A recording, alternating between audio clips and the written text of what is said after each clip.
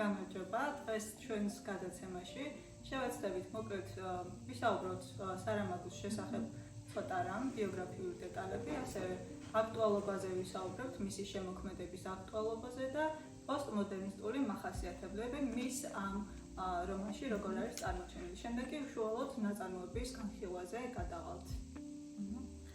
თავდაპირველად მათთვის, ვინც არ იცნობს ამ წერალს, ვიტყვით, რომ ჟოზე სარამაგუ იყო პორტუგალიელი ავტორი, დაიბადა 1922 წელს პორტუგალიის პატარა სოფელში.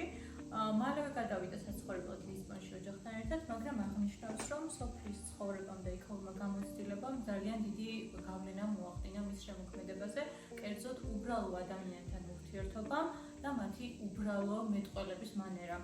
შემდგომში სარამაგუს შემოქმედება არაერთხელ გახდა კრიტიკისა და განსჯის საგანი, რადგანაც იგი განიხილავდა ისეთ თემებს, როგორიცაა რელიგიური პრობლემები, რელიგიური თვალთახედვა და აგრეთვე სოციალურ-პოლიტიკური პრობლემები.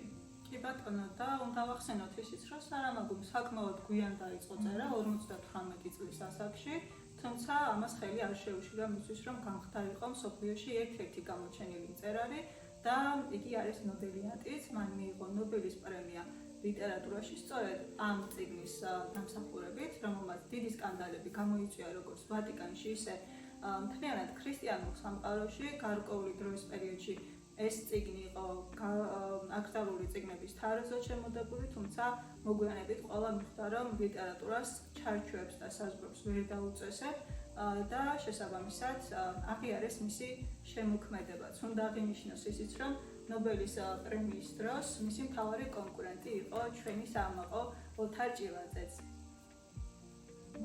რატომ არის გამორჩეული იესოს სახარება? თამარ, მოდი ერთი-ორი სიტყვით ამაზე ვთქვათ, რატომ აუჩიათ კონკრეტულად იესოს სახარება? თან უნდა მახსენა სკანდალურობა და მხოლოდ ეს სკანდალურობას არ დასჭერდა ეს წიგნი. 1992 წელს პორტუგალიის მთავრობამ წიგნი საერთოდაც მოხსნა ძალიან პრესტიჟული ევროპული ლიტერატურული ჯილდოს არისტეიონის შორტლისტიდან, რამაც იმდენად გააბრაზა და გაანაწყენა სარამაგუ, რომ საერთოდ დატოვა პორტუგალია და ესპანეთში კუნძულ ლანზაროტეზე გადასახლდა, სადაც სიცოცხლის ბოლომდე იცხოვრა კიდეც თავის ცოლთან ერთად. გარდა ამისა, აქტუალობა ვახსენეთ და რამდენად პოპულარულია და მისი წიგნები 25 ენაზე არის ნათარგმნი, რაც საკმაოდ დიდი რიცხვია დამეთანხმებით, მათ შორის რა თქმა უნდა ქართულადაც და აქვე უნდა აღვნიშნოთ მიხეილ ანთაძის თარგმანი, გვაქვს ჩვენ ძალიან კარგი თარგმანი სარამაგუს იესოს სახარების და გარდა ამისა ჰაროლდ ბლუმმა, რომელიც მე-20-21 საუკუნის ერთ-ერთი ყველაზე უფრო გავლენიანი ლიტერატურის კრიტიკოსია, მასზე თქვა, რომ ცოცხალი ნოველისტებიდან ის ყველაზე ნიჭიერია და ჰაროლდ ბლუმი არ არის ის კაცი, რომელიც ესე ტყუილად ამბობს ხოლმე ასეთ სიტყვებს მწერლებზე. კი, ნამდვილად. მოდი აღნიშნოთ ისიც, რითი არის გამორჩეული სარამაგუს ეს რომანი იესოს სახარება. იგი რეალური სახარებისგან განსხვავებით ყურადღებას ამახვილებს იესოს ბავშვობაზე და ახალგაზრდობაზე, ანუ 30 წლამდე პერიოდზე და ნაკლებად არის წარმოჩენილი თვითონ ჯვარცმის ფაქტი. სწორედ ეს განასხვავებს მის ამ რომანს და ასევე იესოს ადამიანურ ბუნებაზე არის უფრო მეტად ყურადღება გამახვილებული, რაც კიდევ უფრო სასიამოვნოს ხდის კითხვის პროცესს და ასევე ემოციურადაც უფრო არის შთამბეჭდავი. ბიბლიური სიუჟეტები, რა თქმა უნდა, ძალიან აქტუალური არის ლიტერატურაში და ძალიან ბევრი სახარება, ასე ვთქვათ, დაიწერა მსოფლიო ლიტერატურაში. ერთ-ერთი ყველაზე უფრო თანამედროვე არის ნაომი ალდერმანის მატყუარას სახარება. ეს არის თანამედროვე ინგლისელი მწერალი, თუმცა ამ ნაწარმოებში უფრო წინ წამოსული არის პოლიტიკური თემატიკა და ასევე თანამედროვე ამერიკელი მწერალია ნორმან მეილერი, რომელსაც ეკუთვნის ვაჟის სახარება, ესეთი წიგნია. თუმცა ჟოზე სარამაგუს იესოს სახარება იმით განსხვავდება ამ წიგნებისგან, რომ უფრო გამახვილებული არის ყურადღება იესოს ადრეულ წლებზე და მისი ასე ვთქვათ ადამიანობიდან ღმერთობამდე გზა უფრო დაწვრილებით ყოველდღიურობაში არის აღწერილი და განხილული. კარგი, მოდი ბარემ ისიც ვახსენოთ პოსტმოდერნისტული მახასიათებლები სარამაგოს რომანში როგორ არის წარმოჩენილი, მიუხედავად იმისა, რომ სარამაგო მიჩნეულია მაგიური რეალიზმის წარმომადგენლად, ნათლად არის ამ რომანში პოსტმოდერნისტული მახასიათებლები. ესენი არის ინტერტექსტუალობა, ირონია, პაროდირება, დიალოგის უარყოფა და ასევე სიმულაკრი. და ცოტა რამ ჯერ ვთქვათ ინტერტექსტუალობაზე და შემდეგ ცოტათი მიმოვიხილავთ დანარჩენსაც. ინტერტექსტუალობა, როგორც თვითონ სიტყვა გვიჩვენებს, ნიშნავს, რომ ტექსტი შეიძლება აიგოს უკვე არსებული სხვა ტექსტების საფუძველზე. ამ შემთხვევაში გვაქვს ახალი აღთქმა, იესოს სახარების შემთხვევაში, ხოლო კაინის შემთხვევაში იგივე ძველი აღთქმის სიუჟეტები.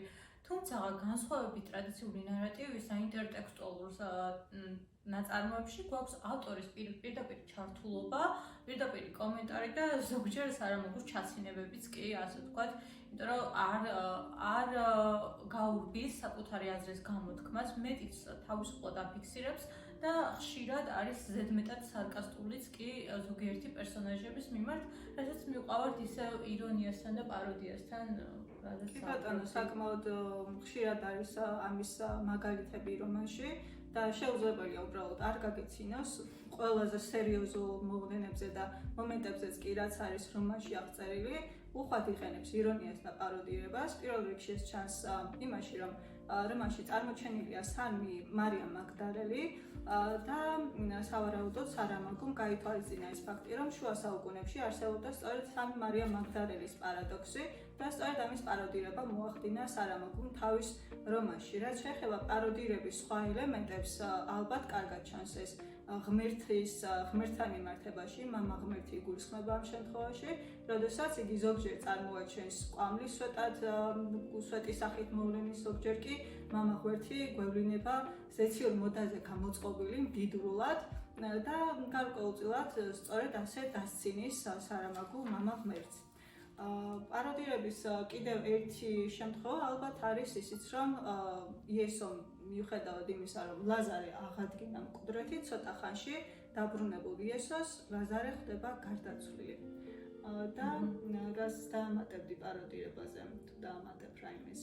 პაროდირება თითქმის კაინი რომ ავიღოთ, ყველა თავში ხდება პაროდირება და ამაზე მეც ვერაფერს დავამატებ. თუმცა იმას ვიტყოდი, რომ სარამაგოს ახასიათებს ეგრეთ წოდებული ჩაგლუთა მიმართ ემპათია და არ არის გასაკვირი, იმიტომ რომ როგორც ვიცით, სარამაგო იყო კომუნისტი, რაც ერთ-ერთი მთავარი მიზეზი იყო ამ ავტორის განდევნის, ასე ვთქვათ.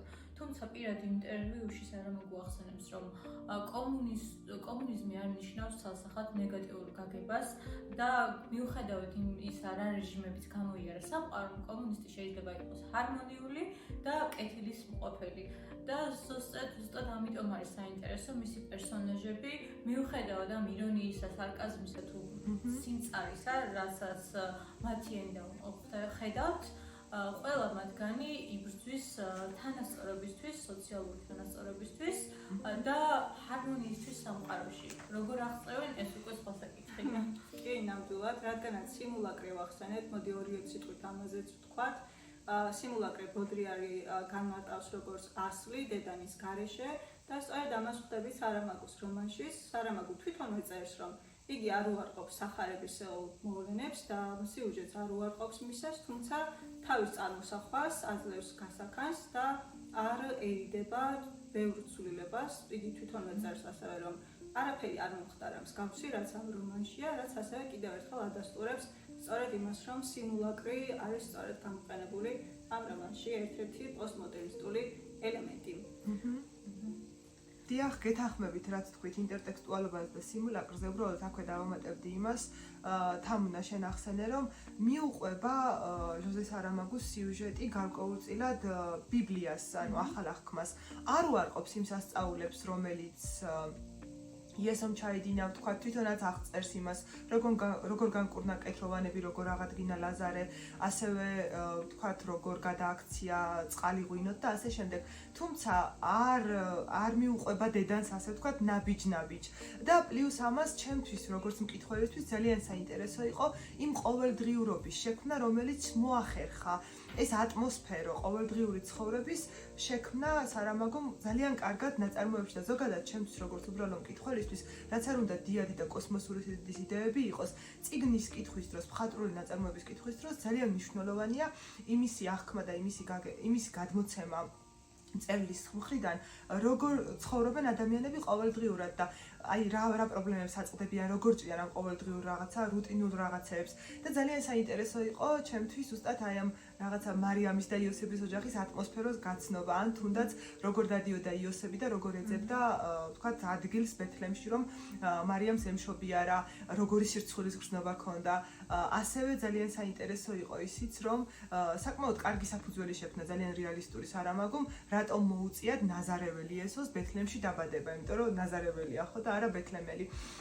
და მოკლედ ეს ყველაფერი საკმაოდ დიდ ღირებულებას ანიჭებს წიგნს და ძალიან საინტერესოს ხდის წასაკითხად. თითქოს შედიხარ ამ წიგნში და მისი ყოველდღიურობის ნაწილი ხდები იმის მიუხედავად, რომ სიუჟეტი რა თქმა უნდა ყველამ ვიცით. კი ბატონო, რადგანაც ახსენე წიგნი, ანუ რომანის განხილვაზე რადგანაც გადავედით, ბარემ ვთქვათ, რომ ჩვენი პირველი თემა მოდი იყოს თავისუფალი ნება, უბრალოდ და ბედისწერა, ანუ როგორ არის რომანში ეს თემა წარმოჩენილი, საკმაოდ ფართოდ არის განხილული და პირველ რიგში ამ თემას ვეჩეხებით სწორედ მაშინ, როდესაც იოსები ერთ-ერთი ბიბლიური მოვლენა არის აღწერილი, როდესაც ჰეროდე ბრძანებას გასცემს, რომ 2 წლამდე ბავშვები ამოხოცონ და იოსები მხოლოდ საკუთარ მარიამს და იესოს გადაარჩენს, სხვა ბავშვებს და მოსახლეობას არ აფრთხილებს და ამის გამო იგი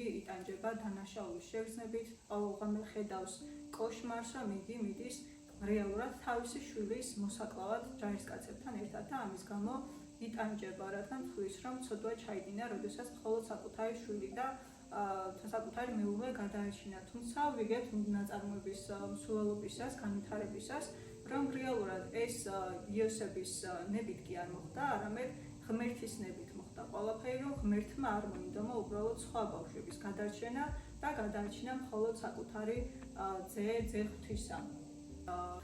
თავისუფალ ნებას რაც შეეხება, მახსენდება კაინი, სადაც პერსონაჟი პირდაპირ ეუბნება უფალს, რომ თუ კი არ უნდოდა მას ადამსა და ევას ეგემათ ამ ხის ნაყოფი, იგი მას შეეძლო ხედა ერგა სხვაგან, არ დაერგას ხედემში, ან ისეთ ადგილას დაერგა, სადაც მას ადამი და ევა ვერ დაინახავდნენ.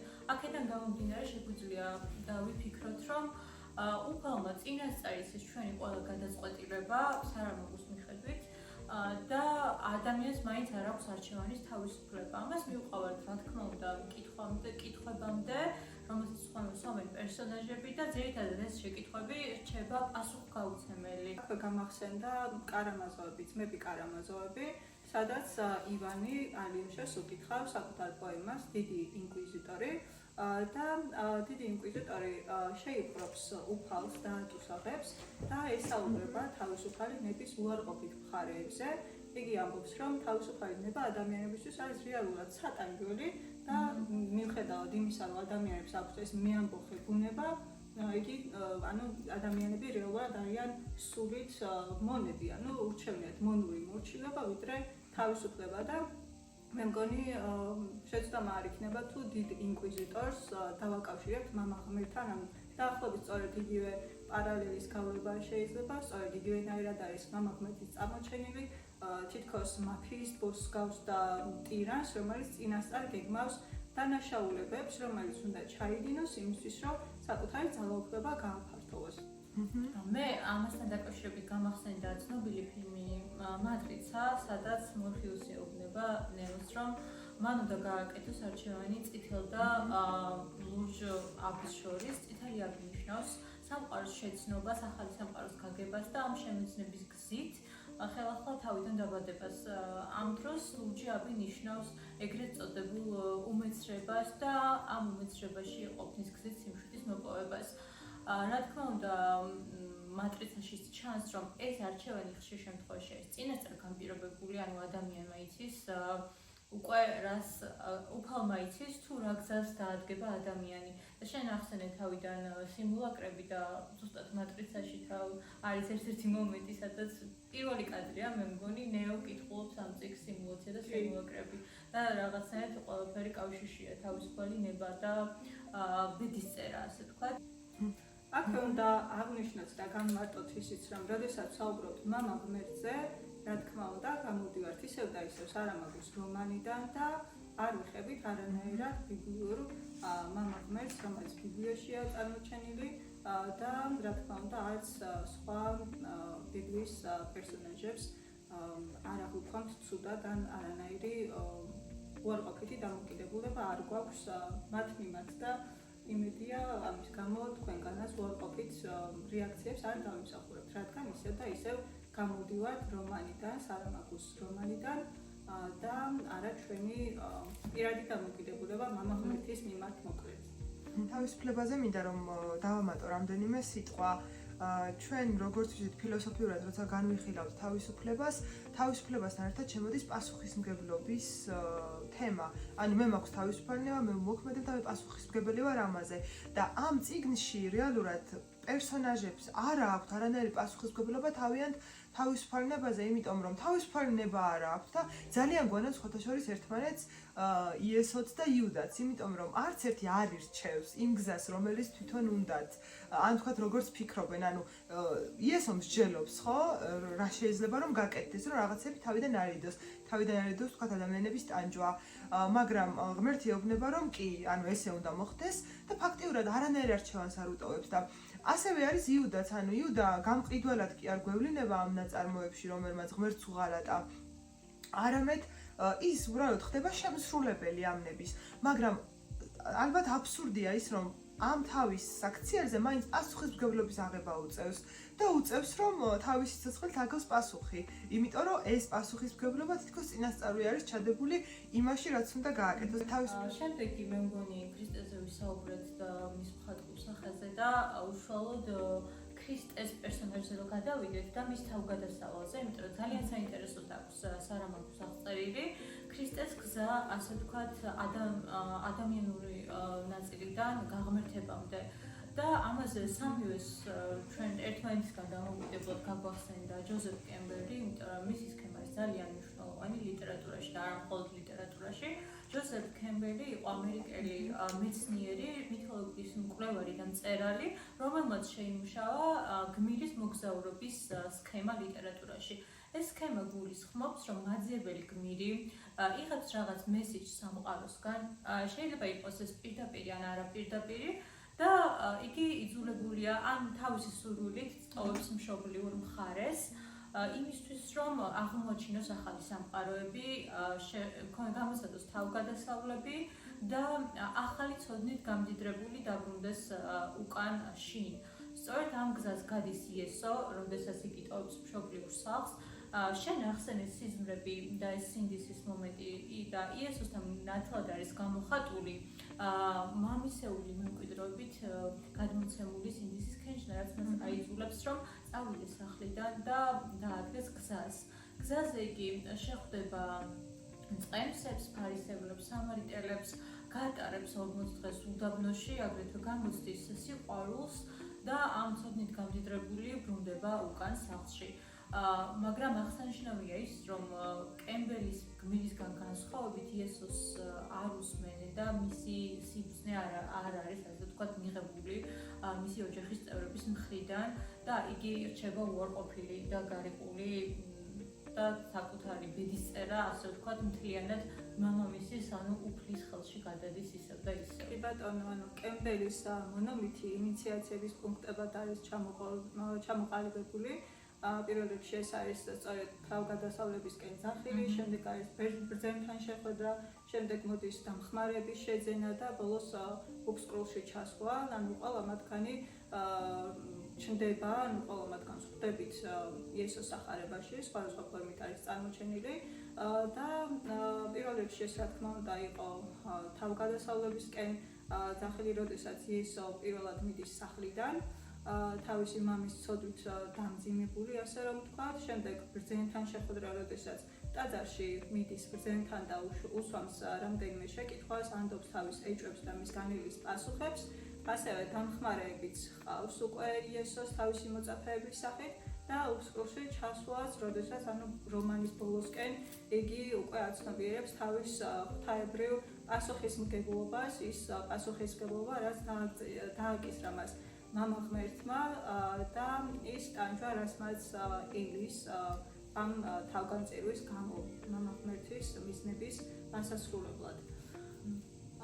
და რა თქმა უნდა, იესოც ბრუნდება შეცვლილი და ახალი ცოდნით აღჭურვილი თავის ოჯახში, მაგრამ იგი ხდება, რომ მის ცოდნას და მის გამოცდილებას არავინ არ იზიარებს, არავინ არ იჯერებს, რომ იგი არის ძე ღვთისა და ისევ მიდის სახლიდან, ისევ მარტო დარჩენილი და საკუთარ ოჯახის წევრებთან გაუცხოებული. მოკლედ ძალიან საინტერესო დაღწერეთ იესოს გზა და ალბათ ღირს რამდენიმე სიტყვის თქმა იესოს პერსონაჟის მხატვრულ სახეზე, როდესაც მასზე ვიწყებთ საუბარს, რა თქმა უნდა, პირველ რიგში შემოდის ის, რომ მას ყავს ორი მამა. პირველი არის იოსები, რომელიც ბიბლიისგან განსხვავებით ამ ნაწარმოებში ჩვეულებრივად, ასე ვთქვათ, ანაყოფიერებს მარიამს და მეორე არის ღმერთი, რომელიც ასევე ამბობს, რომ ისიც მამა არის იესოსი და ამას მივყავართ გარკვეულწილად ბერძნულ მითოლოგიამდე რაღაცნაირად არის ეს საკმაოდ სერიოზული პარალელი, როდესაც ზევსი ანაყოფიერებს ლედას, მაგრამ ლედა ამავე დროს შობს 4 შვილს, აქედან 2 შვილი არის ზევსის და 2 შვილი არის მისი ქმრის და ზუსტად იგივენაირი სიტუაცია მეორდება იესოს სახარებაში და იესოს აქვს ორი სახე, ანუ ის არის ადამიანი და რაღაცა გარკვეული ეტაპის შემდეგ ის უკვე მიდის ღმერთობამდე. თუმცა მისი საწყისი მაინც იოსების საწყისია და ძალიან საინტერესოა ისიც, რომ მან მემკვიდრეობით მიიღო მამამისის ბედი, ასე ვთქვათ, ის რომ უნდა სხეულებრივი მამის ბედი, რომ ის უნდა გაეკრას ჯვარზე მოგვიანებით. გარდა ამისა, იესო სიმბოლურია ის, რომ მამამისის ფეხსაცმელს იღებს და იცვამს და გარდა ამისა, ის იმემკვიდრებს მამამისის სიზმრებს, რომლებიც არის დანაშაულის შეგრძნებით გამოწვეული იოსებში და ზუსტად იგივე სიზმრები ესიზმრება იესოსაც. თუმცა ეს სიზმრები თავსანებებს მას შემდეგ, რაც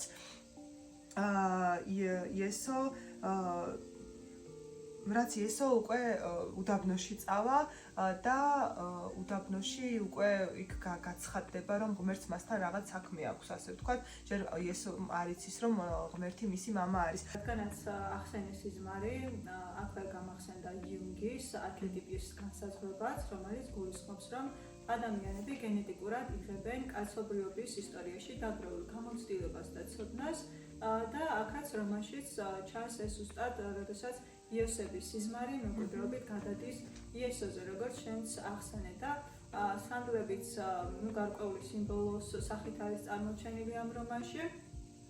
პირველ რიგში მისი სიმბოლო, როგორც ბიბლიურად აღნიშნავს, რომ აღნიშნავს ცოდვილიანობას და შესაძლოა დავაკავშიროთ სწორედ ამასთან, რომ იესო, როდესაც სახლიდან მიდის და მიაქვს მამის ეს სანდლები, ასე ვთქვათ, გარკვეულწილად იგი იკრითავს მამის ცოდვას, რომელიც სინამდვილეში, როგორც აღმოჩნდა, არ ჩაუდენია და ფსიქოლოგიურად სანდლები ასევე არის სიმბოლო მოგზაურობისა და ცვლილების, რომელიც ასევე კარგად არის წარმოჩენილი ამ რომანში.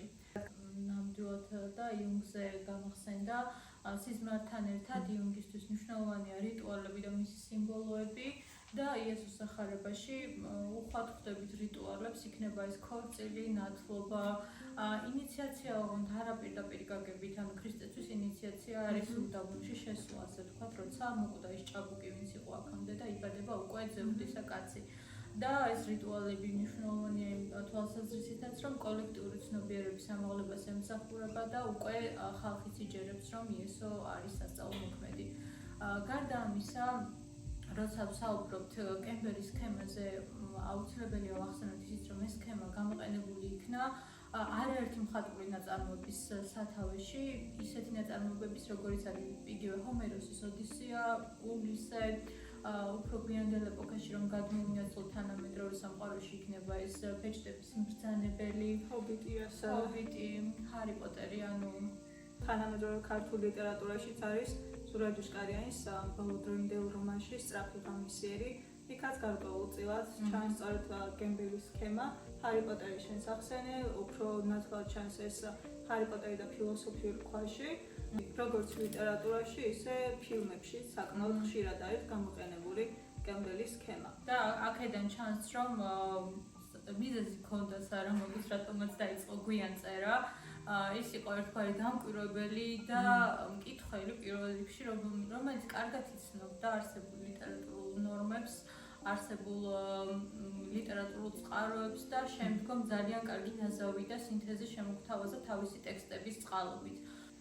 კი ბატონო, და ერთ-ერთი ძირითადი თემა ამ რომანში ასევე არის მსხვერპლშეწირვა, როდესაც ღმერთი ადამიანებისგან ითხოვს ყველაზე ძვირფასის შეწირვას მსხვერპლად, იმაში, რომ დარწმუნდეს ადამიანების მორჩილებაში, მათ რწმენაში და მნიშვნელობა არ აქვს ადამიანები მსხვერპლშეწირავენ შიშის გამო, ღმერთის მიმართ შიშის გამო თუ სიყვარულით გაიღებენ ამ ყველაზე ძვირფასი. ეს სახარებაში მსხვერპლის სახით ხდება პირველ რიგში ეს არის ცხვარი, რომელიც იესოსთვის არის ყველაზე საყვარელი ცხვარი და უფალი ღმერთი, მამა ღმერთი, სწორედ მისი ამ ცხვრის შეწირვას ითხოვს იესოსგან და იესოც ამაში ემორჩილება. და მეორე მომენტი, სადაც კიდევ ერთხელ მსხვერპლშეწირვის თემას გვხვდებით, ეს არის კაინის, არამაგუს კიდევ ერთი რომანი, გახმაურებული, მისი ბოლო რომანია კაინი. აქაც საკმაოდ ხშირად ვხვდებით ამ მსხვერპლშეწირვის თემას. პირველ რიგში ეს გამოჩნდა აბრაამის და ისააკის ამბავში, როდესაც აბრაამს მოსთხოვა ღმერთმა, რომ მას შეეწირა ყველაზე ძვირფასი თავისთვის თავისი შვილი ისააკი, თუმცა რომანში კაინი უშლის ამაში ხელს აბრაამს. და მეორე ყველაზე მთავარი ეს იყო იობის ამბავი, როდესაც ღმერთმა და ეშმაკმა დადეს გარიგება იობზე, რომ გამოიცადა ღმერთს მისი რწმენა, ეშმაკი მოევლინება, უпростоრად სხვადასხვა გამოცდას უწყობს იობს და წაართმევს როგორც თავის ქონებას, თავისი ფარის თუ ამა თუ იმ საკუთრების სახით და ასევე დაუხოცავს მის 10-ვე შვილს. და ღმერთი მოგვიანებით მას უბრუნებს როგორც ქონებას, ისე კიდევ აძლევს 10 შვილს, აჩუქებს იობს და მის ცოლს და შემდეგ ამაზე კაინი კითხვას უსვამს, რომ როგორ ახერხებს ამას, რომ დაუბრუნა თავისი ქონება და თავისი შვილები, ზარალია უნაზღაურა თითქოს, ისე და მსხვერპლი იყო ეს იობის შვილები, ისე როგორც ცხვრები. და მამა ღმერთიც ამაზე პასუხობს, რომ კი, ანუ რამ განასხვავა ერთმანეთისგან შვილები და ცხვრები და სწორედ ამას ხვდებით იესოს სახარებაშიც, სადაც იესო შესწირავს თავის საყვარელ ცხვარს და მამა ღმერთი ითხოვს იესოსგან თავგანწირვას, ანუ მამა ღმერთი მსხვერპლად იღებს თავის შვილსაც. ესე გამახსენდა კაინზე საუბრობდი და დავამატებდი, რომ კაინში არის აღწერილი აგრეთვე სოდომის და გომორის ამბავი, როცა იესო თავისი უფალი უпростоრად თავისი ცოდვების გამო სჯის ამ ქალაქის მაცხოვრებლებს და ამ დროს კაინი ამბობს, რომ გარდა იმისა, რომ სოდომსა და გომორში ცხოვრობდნენ ცოდვილი ადამიანები, იქ იყვნენ უდანაშაულო ბავშვებიც, რომელზეც პირდაპირ გადმოვიდა ეს სასჯელი და გარდა სოდომისა და გომორისა ვხვდებით ძალიან ბევრ სისხლის ყრას კაინში და კაინი სწორედ ამ შეკითხვას უსვამს უფალს, შენ თუ ასეთი ყარს ადამიანები, რატომ იმეტებ მათ მუდმივად სასიკვდილოდ? ეს ალბათ ის შეკითხვებია, რომელსაც პასუხი არ აქვს, თუმცა სარამაგუ კითხვებს ფიქრის საბაბს ორივე წიგნით. თამარ, რაღაც თქმა გინდოდა მე მგონი და შეგაწყვეტინე ბოდიში. კი, ანუ მსხვერპლზე მინდოდა რომ თუნდაც ეს ბავშვები, რომლებიც შეეწირდნენ ხო ჰეროდეს ნებას, 25 ბავშვი, რომელზეც იზმრებიც არასვენებს იოსებს. ესენიც უდანაშაულო მსხვერპლი არიან, რომის გადარჩენაც ვახსენეთ ეს წეხან, რომის გადარჩენაც შეეძლო ხო ღმერთს და უბრალოდ არ გადაარჩინა და გარდა ამისა იოსებსაც შეეძლო მათი გადარჩენა და ეს მსხვერპლის თემა თავიდანვე რაღაცნაირად დგას თითქოს ამ ნაწარმოების დღის წესრიგში და თამნან ვლაპარაკობდა იესოს საყვარელ ცხვარზე, ანუ იესო ერთხელ ხომ მიიყვანს ამ ცხვარს სამსხვერპლოზე და ძალიან ლამაზი მხატვრული სახე არის, უკან ბრუნდება, რო ვერ შეწირავს, ხელში უჭირავს და ამ დროს შეხვდება თავის ოჯახის წევრებს და ფაქტიურად რამდენიმე წლით გაუხანგრძლივებს ცოცხლეს, მაგრამ ბოლოს მაინც მოუწევს რომ შეწიროს მსხვერპლად და თვითონაც წიგნის ბოლოსკენ უკვე ფიქრობს ამას რომ კი შეეცადა გადარჩენას, მაგრამ ვერ გადაარჩინა და ადამიანებზეც გადააქვს მერე ეს რომ ანუ კი მე გავუხამთლებ ამ ადამიანებს სიცოცხლეს, მაგრამ განწირულები არიან მაინც და ანუ ამ მსხვერპლთან ერთად შემოდის ამ განწირულობის თემაც ამ ნაწარმოებში, რომელიც არ არის პათეტიკური, თუმცა რაღაცნაირად მაინც სევდიანად და ძალიან მტკივნეულად ჩნდება ამ წიგნში. კი ბატონო და სარამაგო ერთ ირონიას იყენებს თავის ამ რომანში, იესო როდესაც ბრუნდება უდაბნოდან, როდესაც შესწირავს ამ თავის საყვარელ ცხვარს და ბრუნდება ფარაში ეშმაკთან, წყემსის სახით ყავს ეშმაკი მოვლენილი. იქ ეშმაკი როდესაც გაიგებს რომ იესომ თავისი საყვარელი ცხვარი შესწირა, ეუბნება ასეთ სიტყვებს რომ შენ ვერაფერიც ვერ გისწავლია და წადი აქედან და აძევებს იესოს. სწორედ ამის გამო რომ მან გაიმეტა თავისი საყვარელი ცხვარი მსხვერპლად მამა ღმერთის მიმართ. შეიძლება მაგიტო ან სხვათა შორის მაგ სიტყვებმა დამაფიქრა ძალიან. შეიძლება ეშმაკმა იცის ის რაც იესომ არ იცის, მას აქვს იმისი უნარი, შეიძლება ეს უბრალოდ ჩემი ინტერპრეტაცია არის რომ მას შეუძლია რომ გადაარჩინოს ეს ცხვარი და თქვა წინააღმდეგობა გაუწიოს მამა ღმერთს. უბრალოდ ამის ეს არის ის არ აქვს ეს მიამბოხეობა და რაღაცნაირად ძალიან მენიშნა ეგ წყემსის ეგ სიტყვები, თუმცა რა თქმა უნდა ინტერპრეტაცია ბევრნაირად შეიძლება. კი და ირონია არის ისიც რომ თითქოს ეშმაკი ბევრად უფრო ადამიანური თვისებებით ახსავს ერთ გვევლინება ამ რომანში ვიდრე მამა ღმერთი.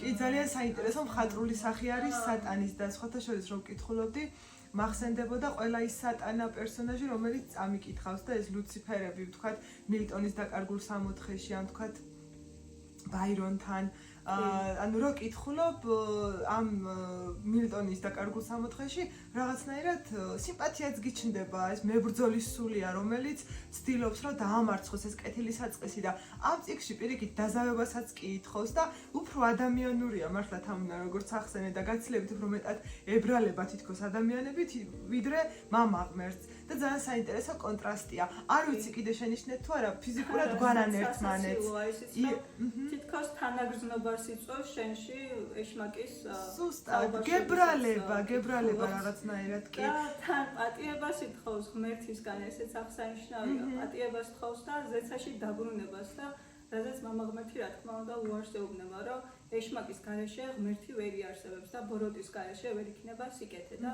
რა თქმა უნდა ამაზე მამა ღმერთისგან იღებს უარს. კი და სხვათა შორის იესოც ბევრად უფრო ამაყი და მიამბოხებად არიან წარმოჩენილი სატანა და ლუციფერი ბაირონთან და მილტონთან, უფრო ამაყები და ამპარტავნებიც კი და სარამაგო პირიქით უფრო თითქოს თანაგრძნობას აგვიძრავს მის მიმართაც რეალურად არ უნდა გვეცოდებოდეს, მაგრამ მაინც ესეთ ემოციას იწვევს ჩვენში. კი და მაგაზე მე ვიტყოდი რომ პირველად როცა შემოდის ეშმაკის პერსონაჟი წიგნში მე პირადად მეგონა ანგელოზი როცა ეცხადება მარიამს, იმიტომ რომ ისეთი გარეგნული მახასიათებლები აქვს და ისე საუბრება მარიამს რომ ტოვებს ანგელოზის შთაბეჭდილებას და ისიც უნდა ვთქვათ რომ ამ წიგნში თითქოს როლები შეცვლილია სამარიტელი როგორც ვთქვით ყოველთვის არის კეთილი ამ წიგნში პირიქით არის ასევე ფარისეველის სწორედ ფარისეველია ის ვინც პირველ დახმარებას გაუწევს იესოს როცა იგი დამოუკიდებლად გაადგება გზას და ამ მხრივ შეიძლება ვთქვათ რომ სარამაგო მართლა თავდაყირა დააყენა მთელი სახარებისეული ამბები. მოდი გადავიდეთ მაშინ სიმბოლოების განხილვაზე, რადგან ცხვარი ვახსენეთ და სხვა ალეგორიები თქვენ უკვე ახსენეთ რომ მოკლედ მოვიხილოთ, იმიტომ რომ რეალურად დრო არ გვეყოფა ყველაფერზე რომ შლად ვივალოთ. რა თქმა უნდა. უკვე ახსენეთ რომ ვატკანი გამოხატავს თვითონ ქრისტეს ალეგორია არის, რადგანაც ვატკანი როცა იყო პატარა, იგი გადაარჩინა უფალმა და მსხვერპლისთვის არ გაიმეტა, მაგრამ როცა უკვე გაიზარდა, მამა ღმერთი ითხოვს რომ იესომ იგი მსხვერპლად შესწიროს. სწორედ ასევე არის თვითონ იესოს სიმბოლოც ამ წიგნში. სხვა სიმბოლოებზეც რომ ვისაუბროთ, ჩემთვის საინტერესო იყო ერთ-ერთი სახე და ერთ-ერთი მხარე, რომელიც ნახსენებია კაინში, ეს არის ნოდის მხარე. როდესაც კაინი ჩაიდეს სასიკვდილო დანაშაულს და თავის ძმას მოკლავს, ღმერთი მას განდგომილობას მიუსჭის, არ დასჭის სიკვდილით და არც რაიმე უფრო მძიმე. ერთგვარ შეთანხმებას დებს კაინთან ფაქტიურად, რადგანაც კაინს არ შეუშალა ხელი აბელის მოკვლაში, პასუხისმგებლობას აკისრებს ღმერთს და დებენ გარიგებას, რის გამოც ღმერთი აძევებს, მაგრამ ვერავინ ვერ შეძლებს კაინის მოკვლას. ხო და მიდის ზუსტად ნოდის მხარეში და ეს ნოდის მხარე იმით არის საინტერესო, არის განდგომილების მიწა. ანუ მიწა, სადაც არიან ადამიანები, რომლებიც კაცობრიობამ გარიყა, არიან მარტოსულობისთვის განწირულები და იქ სწორედ კაინი ხდება ქალს, რომელსაც ქვია ლილიტი და ეს სახელიც მნიშვნელოვანია, იმიტომ რომ ებრაულ მითოლოგიაში ლილიტი აღნიშნავს დემონს. და ნოდის მიწა იმით არის საინტერესო ლიტერატურაში, რომ შემდგომ დამკვიდრდა როგორც მითიური ძილის სიმბოლოდ და იმ ადგილად, სადაც ცხოვრობენ ეშმაკები. ანუ ერთგვარი საპირისპირო არის ედემის ბაღის. და პირველად სწორედ ინგლისურ ლიტერატურაში იქნა ეს ტერმინი ამ მნიშვნელობით გამოყენებული და გამოიყენა ჯონათან სვიფტმა თავის ერთ-ერთ მოთხრობაში. და საინტერესოა ისიც, რომ მე ჯორჯ მარტინმა ერთ-ერთ მოთხრობაში ასევე გამოიყენა ნოდის მხარე ძილის, მითიური ძილის სიმბოლოდ. და ძალიან ბევრი ასეთი სხვა სიმბოლოების ადგილადაც კი არის მიჩნეული მარტინის ამ წიგნში ნოდის მხარე. ხო, ანუ როცა სიმბოლოებზე ვსაუბრობთ, ჩემთვის ერთ-ერთი ყველაზე უფრო საინტერესო სიმბოლო იყო, როდესაც ქრისტე შეხვდა სატანასაც და ღმერთსაც ერთდროულად და ჯერ დრო არის აქ ძალიან სიმბოლურად გამოხატული, იმიტომ რომ ნაპირზე ელოდება ხალხი და აღმოჩნდება, რომ 40 დღეღამე დაყვეს ზღვაზე, მაშინ როდესაც სულ რამდენიმე რაღაც პატარა დიალოგი აქვს, ხო, არ გრძელდება ეს დიალოგი დიდი ხნის განმავლობაში.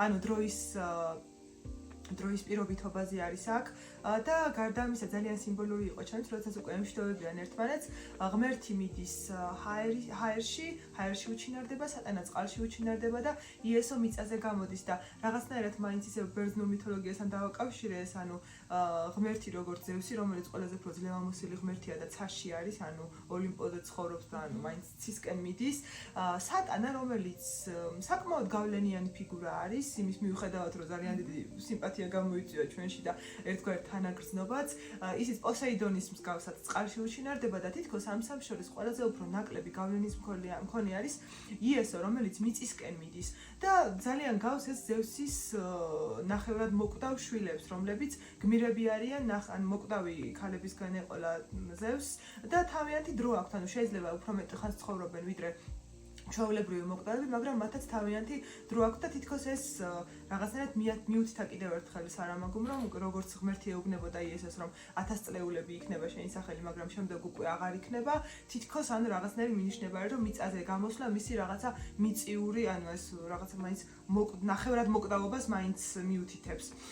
და გარდა ამისა, მსოფო ახსენე თასი, რომელიც ჩემთვის ძალიან საინტერესო სიმბოლოა, იმიტომ რომ იესო დაკარგავს ხო პირველად თავის თასს და გაუტყდება და სატანა ეტყვის, რომ კიდე ექნება ეს თასი და უკვე როცა სახლში მიდის და იმედგაცრუებული ტოვებს თავის სახლში და ისევ უბრუნდება იმ თავის მარტოობას და უნდა დატოვოს თავის სახლი, დედამისი ეუბნება, რომ აიღოს ერთი თასი და აიღებს ყველაზე უფრო ძველ შავ თასს და ძალიან კარგად მთავრდება ერთ-ერთი ყველაზე უფრო საინტერესო და სასრული იყო ამ წიგნის, როდესაც იესო უკვე გაკრულია ჯვარზე და მისი სისხლი ეცემა ამ თასში და ძალიან საინტერესო იყო ჩემთვის, იმიტომ რომ ფაქტიურად წიგნი ამით მთავრდება, სარამაგომ დაასრულა თავის ნაწარმოები და მერე უკვე ამ თასზე მთელი ევროპული ლიტერატურის ციკლი აიგება, გრაალის ციკლი, ხო?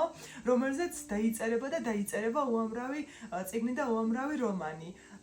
საინტერესო დაკვირვებები იყო თამარ ბერძნულ მითოლოგიასთან შედარებაში და პარალელებზე რომ გადავიდეთ, რა თქმა უნდა ბიბლიური პარალელები და ალუზიები გვხვდება თანამედროვე ისევე როგორც შუა საუკუნეების და ისევე როგორც მოდერნისტულ ლიტერატურაში და ჩემთვის საინტერესო იყო, რადგან ჯორჯ მარტინი ვახსენეთ, რაღაც ერთ-ერთ განხილვას ვკითხულობდი და ნახსენები არის, რომ ეს ჯონ სნოუს ფიგურა შედარებული არის მუსესთან.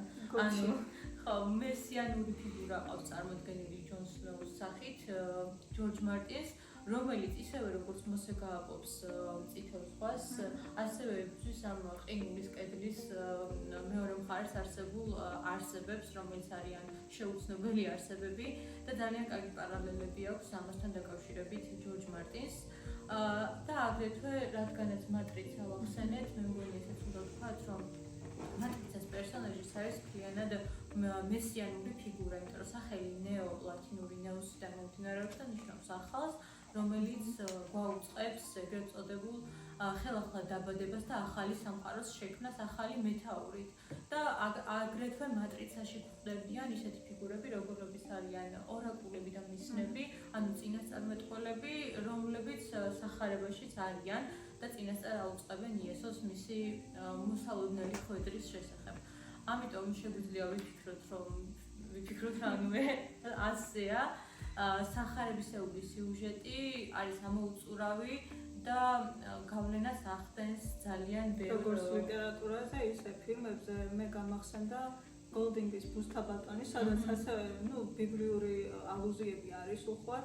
პირველ რიგში ის, რომ სადღაც ტროპიკულ სამოთხეში მოხდებიან თითქოს, რომელიც ედემის ბაღის ალუზიას ქმნის, ის რომ რალფი ტანისამოს იხდის შესაძლოა დავაკავშიროთ ადამიანს და ევას უცოდებობასთან, რომელიც თავდაპირველად ჰქონდათ და ასევე მის ქამარზე გამოსახული გველივით შესაკრავი აქვს, რომელიც შეიძლება დავაკავშიროთ სატანასთან და ფილმებიდან ჰარი პოტერი მახსენდება ისევ და ისევ, განსაკუთრებით კარგად ჩანს ბიბლიური ალუზიები ბოლო ნაწილში, Deathly Hallows, სადაც ჰარი პოტერი არის ის ადამიანი, რომელმაც უნდა დაამარცხოს ბოლო მტერი სიკვდილი. და ეს რა თქმა უნდა დაკავშირებულია ისევ და ისევ იესოსთან, რომელიც თავისი ჯვარცმით ავარცხებს სიკვდილს და ჰარი პოტერიც აქაც ჯერ მართალია გარდაიცვლება, მაგრამ მერე ისევ სიცოცხლეს უბრუნდება აღდგომის ქვის წყალობით. და საკმაოდ კარგად არის წარმოჩენილი უხვად, რა თქმა უნდა, ლიტერატურაში და შესაბამისად ფილმებიც არ ჩამოუვარდებიან ლიტერატურას ბიბლიური ალუზიებით.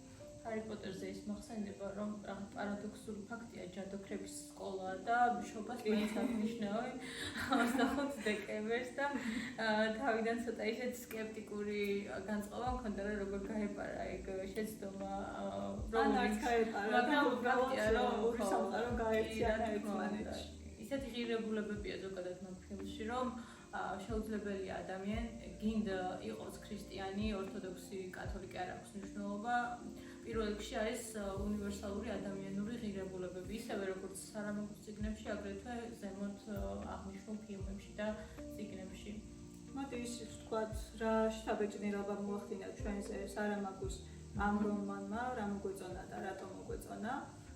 პირველ რიგში ჩემთვის, რა თქმა უნდა, ყველაზე ესეთი რამაც შთაბეჭდილება მოახდინა იყო ის, რომ ყურადღება არის გამახვილებული იესოს ადამიანურ ბუნებაზე და წარმოჩენილი არის მისი როგორც ადამიანის, როგორც ღირსებები, ისე მისი ნაკლივნებები და ასე შემდეგ, რაც რა თქმა უნდა უფრო ახლოს გვაგრძნობინებს მასთან თავს და ნაკლებად არის მისი ღვთიური სახე წარმოჩენილი, ანუ ნაკლებად არის ამაზე ყურადღება გამახვილებული. ბევრი ისეთი სიუჟეტი შექმნა სარამაგომ, ბევრი ისეთი მომენტი წარმოაჩინა თავის რომანში, სადაც უბრალოდ თავს გრძნობ ძალიან ლაღად, იცინი, შეიძლება მწუხარებაც იგრძნო, მაგრამ საბოლოო ჯამში ძალიან კარგად იკითხება რომანი, ისეთი ლაღიენით არის დაწერილი და სტილით, რომ უბრალოდ შეუძლებელია ამ რომანმა არ ჩაგითხრიოს და შენზე დიდი შთაბეჭდილება არ მოახდინოს.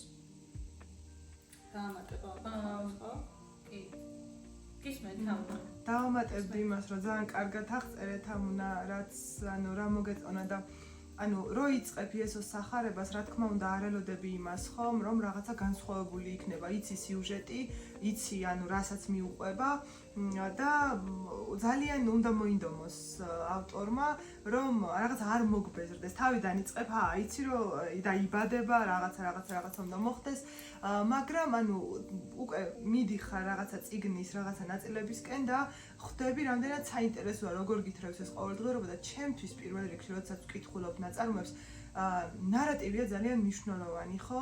როგორ მიყავხარ ავტორს იმისკენ, რაც იცი რომ გარდაუვალია რომ მოხდეს და მე მაგალითად დამავიწყდა რაღაცა ეტაპზე საერთოდ რა მოხდება, იმიტომ რომ იმდენად შემithრია ამ გვერდებზე აღწერილმა ყოველდღიურობამ, ამ გრძნობებმა და გარდა ამისა ძალიან საინტერესოა ის ფაქტი, რომ რა თქმა უნდა წაკითხული გვაქვს ახალი აღქმა ხო და ახალი აღქმის პირველივე ფურცლებიდან იესო უკვე არის შემდგარი როგორც ღმერთი, მან იცის ვინ არის და ძალიან საინტერესო იყო როგორ დაგვანახა ჟოზე სარამაგომ ნაბიჯ როგორ მიდის იესო ქრისტე ღმერთობამდე, როგორი ყოყმანობს, თქვათ, როგორი კითხვები უჩნდება ჩვეულებრივი ადამიანური, როგორ სწავლობს რაღაცებს, როგორი ემოციები აქვს და თითქოს შენც მიუყვები ამ გზას და ხვდები იმას, რომ ნებისმიერ ადამიანს თუ კი იესოს ჰქონდა ეს გზა, რომ აი შეიმეცნა სამყარო, შეიმეცნა საკუთარი თავი და მივიდა ამ ღმერთობამდე. თითქოს ყველა ადამიანს, რომელიც აზროვნებს, შეიძლება ძალიან მკრეხელურად ჟღერდეს ეს, მაგრამ აქვს ამისი რაღაცა პოტენციალი, რომ შეიმეცნოს საკუთარი თავი ისე, რომ მივიდეს ღმერთობამდე. რა თქმა უნდა, ეს სიმბოლურად ვამბობ და მახსენდებოდა სხვათა შორის ძალიან ისეთი ცნობილი მოდერნისტი ავტორის ჯეიმს ჯოისის ნაწარმოები ხელოვანის პორტრეტი ახალგაზრდობისას, ანუ სადაც ზუსტად ესე ნაბიჯ შეიმეცნებს საკუთარ თავს. უბრალოდ ეს ხელოვანია, რომელზეც ჯოისი წერს და იესო ღმერთია, მაგრამ მაინც ვერ შევიკავე თავი, რომ ეს პარალელები არ დამენახა და ჩემთვის განსაკუთრებით საინტერესო ეს წიგნი იყო დასასრული სიტყვებით, ანუ როცა იესომ უთხრა შეუნდე მიმართა ხალხს იესო ამბობს შეუნდეთ ხალხო არც კი იცის რას აკეთებს და ეს არის აბსოლუტური მობრუნება ნარატივის, ანუ როგორც გაქვს წაკითხული და გააზრებული ეს რელიგია, რომელშიც ვიზრდებით, ხო, რომელშიც გავიზარდეთ, რომელიც რაღაცნაირად ჩვენი ცხოვრების ნაწილია და უცებ, ანუ კითხულობ წიგნ, რომელიც აბსოლუტურად ამოატრიალებს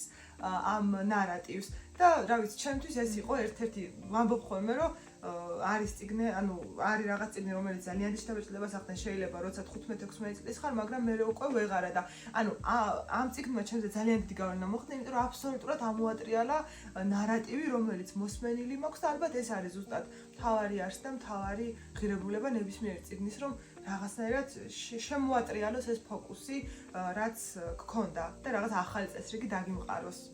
კი, სწორედ ეს ხდის რომანს გამორჩეულს, რომ არასდროს იცი ჟოზე სარამაგო რა სიუკვრის მოგიწყობს და როგორ ინტერპრეტაციას მოახდენს ბიბლიური სიუჟეტის. ესეც რაღაც ისეთია, რაც რა თქმა უნდა გითხრებს და არასდროს არ იცი წინ რა გელოდება, როგორი სახით შეცვლილი გელოდება ბიბლიური სიუჟეტი. ჩემ ანუ იცი რა მომწურავად თქვით ორივემ, რომ რა თქმა უნდა მეც ვიზიარებ თქვენს შეხედულებას.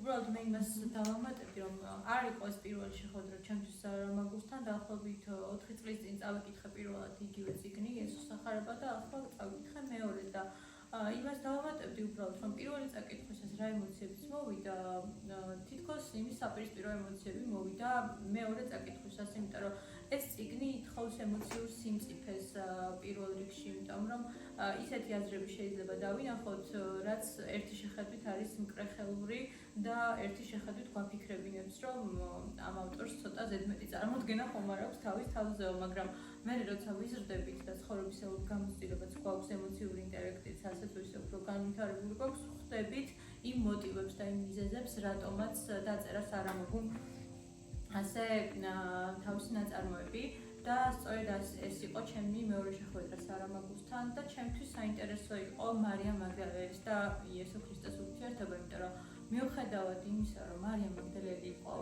ცოდვილი და ძალიან ბევრი ცოდვა ეწვა მხრებზე, ასე რომ ვთქვათ, გადატანით მნიშვნელობით, იესოსთვის იგი იყო პირველ რიგში ადამიანი, პირველ რიგში ქალი, რომელიც შეუყვარდა და მისთვის მისი ცოდვები იყო მეორე ხარისხოვანი. და აღნიშნოთ ისიც, რომ ამ შემთხვევაში მის დედაზე არ ვსაუბრობთ და სხვა მარიამ მაგდალელია წარმოჩენილი რომანში. კი, მარიამ მაგდალელი, რომელიც იყო სახარების მიხედვით მეძავი და ამ ფილმშიც არის მეძავი, მაგრამ იესო პატიობს ამ ცოდვებს და იგი ამბობს მარიამ მაგდალელთან მიმართებაში, ნუ არეული აქვს ცოტა ფაქტები და რეალობა იესოს, მაგრამ ის სცენა, როდესაც იესო ამბობს პირველი მანის როლოს ქვა, ვინც უცოდველია, სწორედ მარიამ მაგდალელთან მიმართებაში აქვს გამოყენებული სარამაგოს და ჩემთვის ეს არის ყველაზე, ასე ვთქვათ, სენსიტიური მომენტი, რაც დამამახსოვრდა პირველად წაკითხვისაც და მეორე წაკითხვის შემდგომაც. თუმცა მთლიანობაში გარდა ემპათიისა და გარდა ამ შემწყნარებლობისა, რაც ამ წიგნს ახასიათებს, ძალიან ბევრი სხვა ადამიანური ემოცია, რაც ყველა არც ერთ მკითხველს არ დატოვებს გულგრილს, ჩემი აზრით. კი და უნდა აღინიშნოს ისიც, რომ ამ რომანში არაფერი არ არის ისეთი, რაზეც ყველა ჩვენგანს არ უფიქრია, არ გავფიქრებულად თუნდაც ყოველდღიურად თუ არა ხშირად მაინც ან იშვიათად ხო, რაზეც კითხვა არ გაგვჩენია, როგორც მოაზროვნე ინტელექტუალურ ადამიანს, ხო, ვისაც შეიძლება რაღაც ეჭვები გქონდეს ადამიანს და ის რა თქმა უნდა არ გულისხმობს იმას, რომ საკუთარი წმინდა არ გაქვს ღმერთის მიმართ ან რამე მსგავსი, ნორმალურია ჩვეულებრივი ადამიანისთვის, რომ გქონდეს რაღაც კითხვები და ეჭვები, თუმცა ეს რა თქმა უნდა არ გამორიცხავს იმას, რომ იგი იყოს ღრმადმორწმუნე და გქონდეს თავისი საკუთარი რელიგიური მრწამსი. შესაბამისად, რომანის წაკითხვისას იმედგაცრუებული ნამდვილად არ დარჩებით და თქვენზე დიდ დაბეჭდილებას მოახდენს. მოდი ვახსენოთ კაზანძაკისიც თავისი გახმაურებული რომანით უკანასკნელი ცდუნება, სადაც ასევე ყურადღება გამახვილებულია ქრისტეს ახალგაზრდობაზე და ღვთიურობისკენ შემეცნების გზაზე იგი სხვადასხვა ცდუნებას ხვდება და გადალახავს ამ ცდუნებებს, თუმცა კაზანძაკისიც საკმაოდ უხერხულ მდგომარეობაში აღმოჩნდა ამ რომანის გამო, მისი რომანიც არ მიიღეს და საკმაოდ დიდი სკანდალები გამოიწვია. სწორედ მისი რომანი იყო სარამაგუს რომანამდე და იგი მიუხედავად იმისა, რომ ნობელის პრემიაზე იყო წარდგენილი, სამწუხაროდ მას ნობელის პრემია არ მიუღია.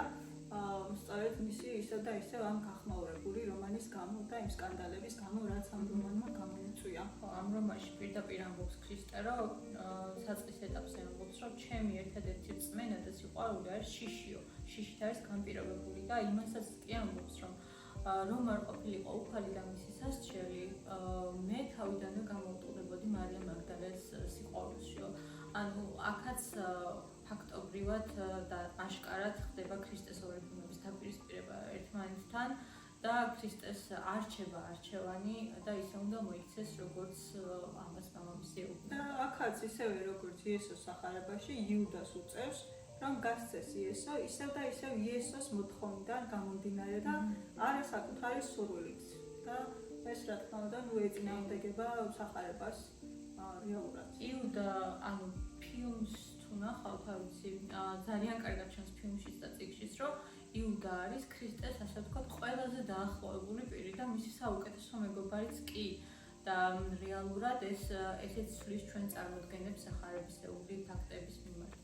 მოკლედ, ბევრი რომ აღარ გავაგრძელოთ, შეგვიძლია გავაგრძელოთ. ვიტყვით, რომ ეს ნაწარმოებები ჩვენთვის იყო ძალიან საინტერესო და დიდ რეკომენდაციას გავუწევთ და ჩვენთვის ძალიან საინტერესო იქნება თქვენი აზრი, რა თქმა უნდა, პირველ რიგში, რას ფიქრობთ ამ ნაწარმოებებზე, წაგიკითხავთ თუ არა, თუ წაგიკითხავთ, როგორი ემოციები დაგიტოვათ და რას დაამატებდით ჩვენს განხილვას, ან რაიმე ისეთ შენიშვნა ხომ არ გექნებოდათ, რაც შეიძლება ყურადღების გარეთ დაგვრჩა.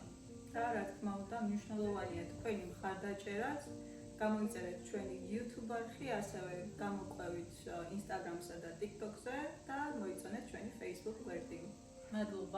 მადლობა ყურადღებისთვის. დიდი მადლობა თქვენი დროისათვის, დიდი მადლობა რომ გვიყურეთ, არ დაიშუროთ შეფასებები, ნახვამდის შევხვდებით მომდევნო გადაცემაში.